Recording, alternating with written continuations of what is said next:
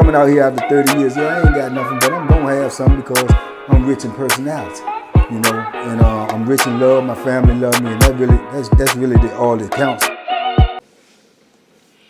Yeah, man, you can't make this up. It's just crazy.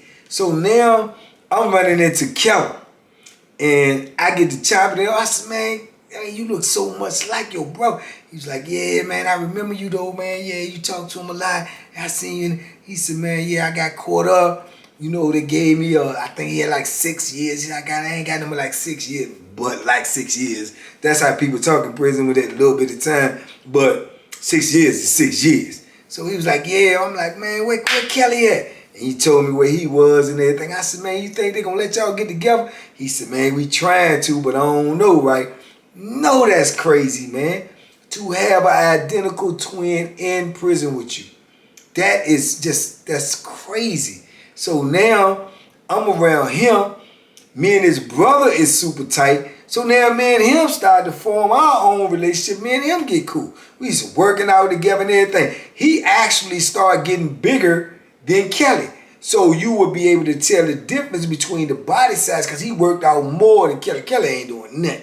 Kelly gonna gamble and talk trash and everything. But Kelly was working out and then putting a little, I said, man, you ain't gonna look like your brother no more, man. Y'all gonna look different. He was like, man, I gotta work out. I can't, you know what I'm saying? I just can't sit still up in here. So I ended up, man, being around him for some years, man. A couple of years. We stayed on the same zone for a couple of years and we actually got real cool as well, you know? So that's just crazy to me though, man. Just the dynamics of that situation. Like I met this dude on the streets in the visiting room and now he's actually in here with me. And his brother is in here with me.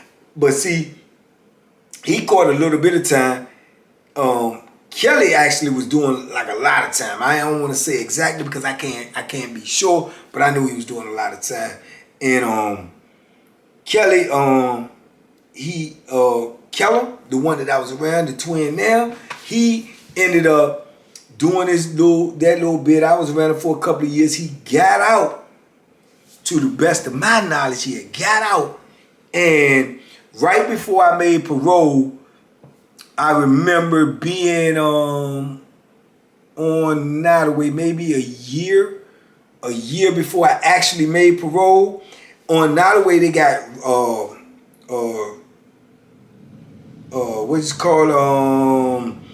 When you first come in, they got receiving on Nottoway too. They got receiving on Nottoway. So the receiving that they had was in one particular building. So I can remember being on population on Nottoway 1 year before I made parole, and somebody coming and telling me, because the dudes come through receiving, they may have been locked up before coming back, or they may know you, they coming off the street, they first getting locked up, they know you locked up, they know my name, somebody say, yo, Banky here, woo, woo, woo. Because I remember some homeboys and stuff that came through there that I had not seen since, you know, I was on the street, I mean, young teenager years, and had got locked up for different situations and come through there and found out that I was there, said my name, everybody know me. So I had to go out on the yard. You have to go out on the yard, walk to the fence when the receiving is out because they can't mix with us, but they be out there on the rec yard. You have to walk over to the fence and try to talk to them, which also was a no-no. You wasn't supposed to do it. But at that time, so many officers knew me. Instead of running me away from the fence, they might let me talk. I might say, hey, look, this is my peoples, man. I know them, man. Just give me 5 minutes. They might say, all right, well, hurry up, man. But go ahead. You got to get away from the gate. 5 minutes, 5. So, you know, you had a little time to chop it up with them and talk to them and whatnot. So I remember running into a couple of people, man, that I knew from the street.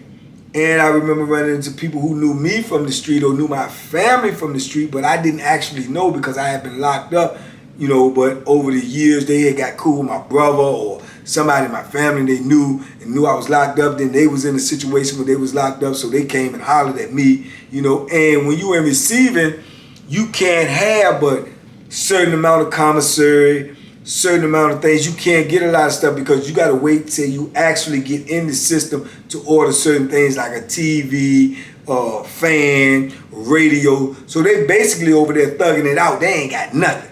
you know. So what I would do if I knew the person or they got in contact with me, I would get them like a whole bag of food, you know, try to get them something. If I could buy a radio or something, get it to them, you know, things like that to try to help them because, you know, I knew the journey that they was getting ready to take, and I knew it wasn't gonna be pretty. So I would try to help them, you know. But I can remember being in there one day, and somebody came and said, "Hey man, dude over there looking for you, man. Said his name is Twin. He said come out and try to holler at him." So I said Twin, and like I told you, I've met a lot of twins. So I was like, Twin? He's like, yeah. So I was like, all right. So I remember going down there later on that day when the time that I knew they had wrecked, and I go out there, and there it is. That's Kellum. Kellum right there. And he comes walk up. I'm like, man, what's up, man? What you doing?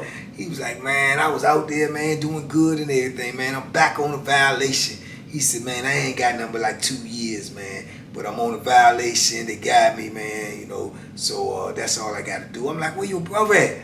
He was like, he's still up in the mountains and everything. I'm like, dang. I said, when did you get out here? Got out years ago, was out there, was doing well. Job, you know, got married, all of this stuff, you know, doing good. And got caught up on a violation. The violations will get you, man. You know, so, yeah, so we chopped it up and everything. He said, man, what you doing? I said, man, I'm trying to make parole right now. He said, you ain't been home? I said, nah, bro, I ain't been home this whole time I've been in here. You know, he was like, wow, man, they gotta let you go. I said, yeah, I'm hoping the same thing. So at the time I had already, like I say, been putting in my work, doing my programs or whatever. So I was telling him the things I was doing.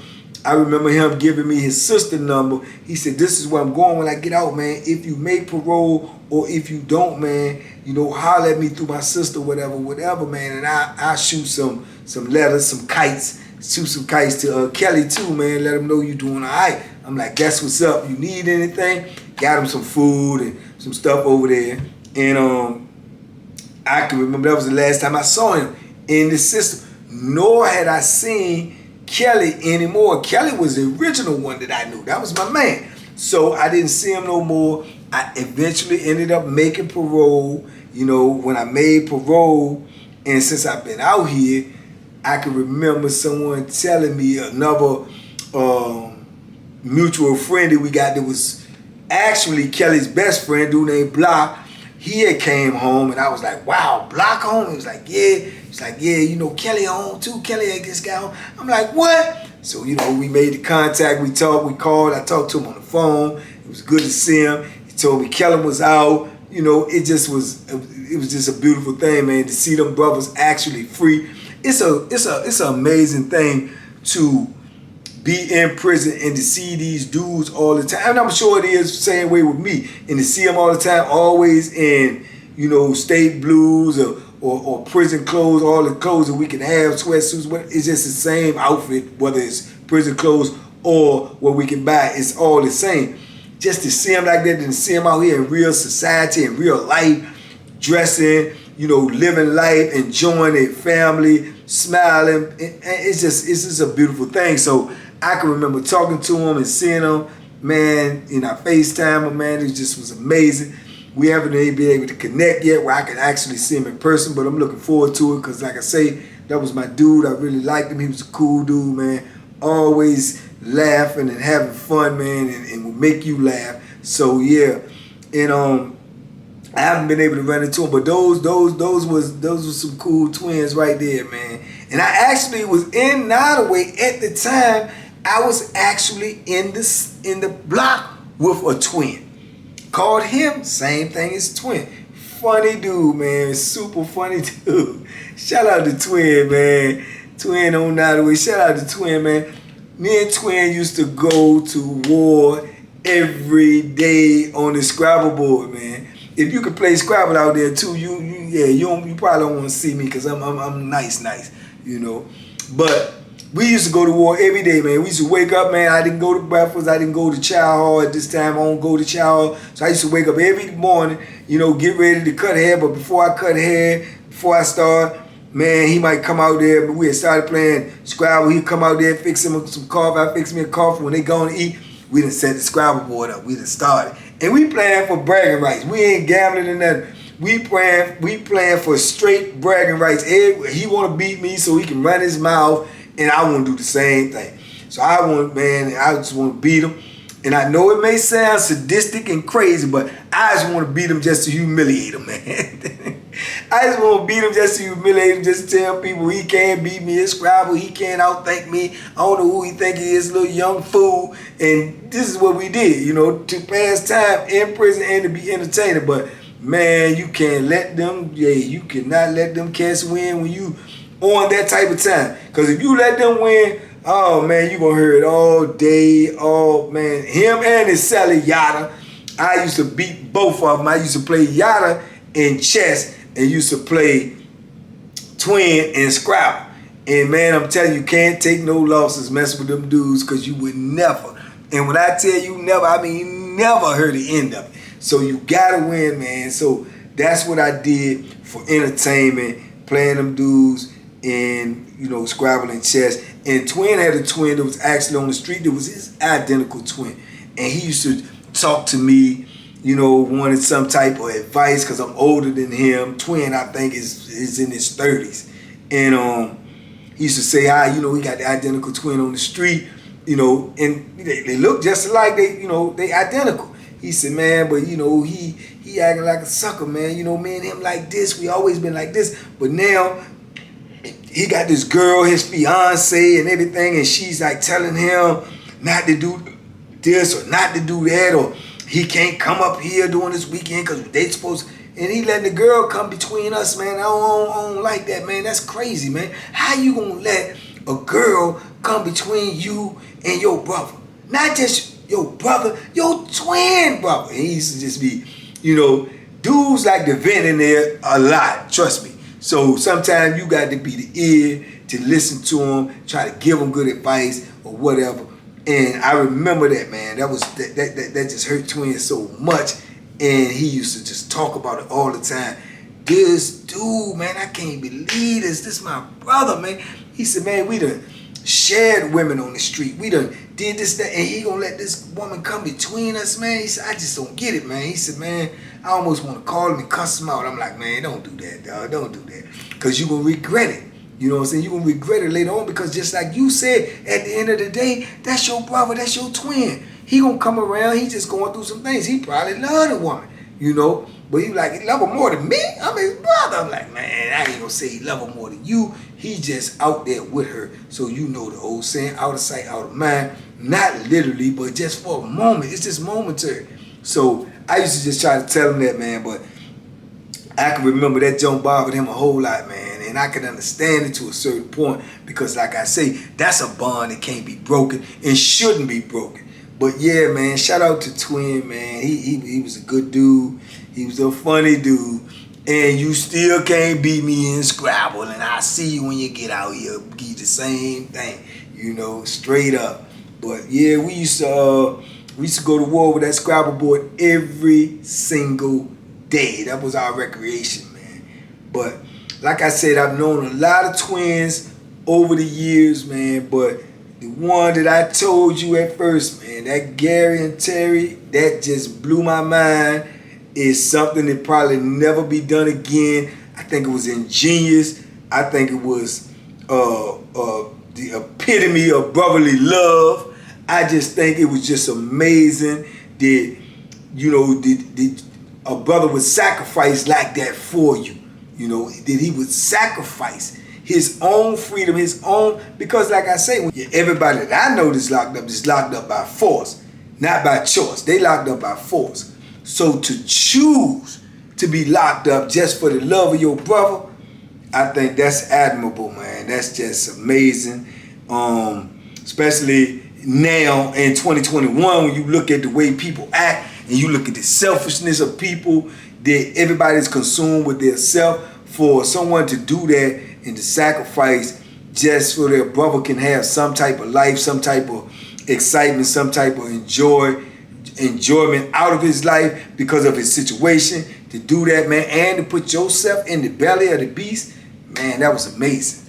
Now, what Gary did by letting them sit in there that time, I don't know if they ever resumed normal operation or what, but that was crazy. I would have never did that because I would have enjoyed and appreciated the gesture so much that I would make sure that I didn't jeopardize it not, continuing to happen, because I'm quite sure every man in prison would like to get out every other weekend or something and just go have a week out. And even if he had to come back, that would be just a amazing experience. So yeah. But I just wanted to bring y'all this. I wanted y'all to get this story, man, because I had it on cap. I had it in my brain because I recently talked about it. That's how I usually come up with these stories. Someone says something that triggers my mind. When it triggers my mind, I remember these things and remember these situations. So somebody was talking about twins. This is what came up in my mind. And I was like, man, I got a story about some twins you wouldn't believe. It was just amazing. And I wanted y'all to hear this story. I wanted to share with y'all. I don't know or haven't even heard anybody else with that type of story about any twins in prison, but this is an actual and factual story, man. I remember this situation when it happened, and if they did get away with it, which, only they know, salute to them.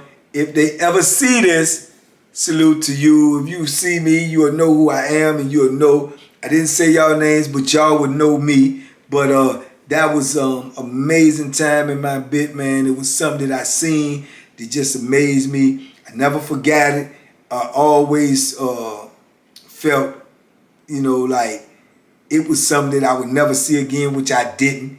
And it'll stay with me forever, man. And like I said, what they did, if they did it, was just a true testament of brotherhood and love. It's something that we should all have.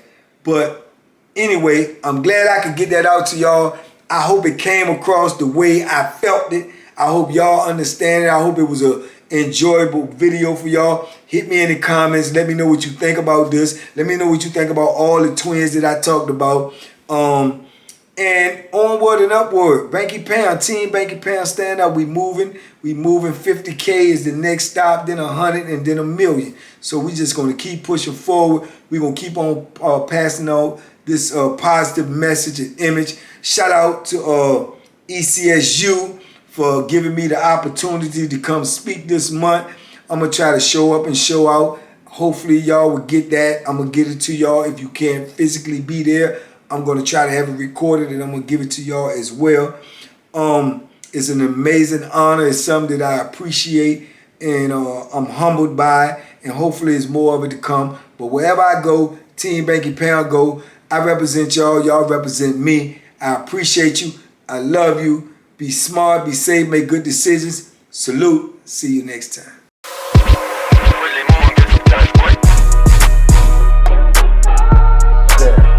The bacon special. Yeah. Pure deliciousness. Pure deliciousness, man. My name is Banky, man. Everybody calls me Banky. That's the name that I got from my grandmother when I was young. I'm coming out here after 30 years. Yeah, I ain't got nothing, but I'm gonna have something because I'm rich in personality, and I'm rich in love. My family love me, and that's really all that counts.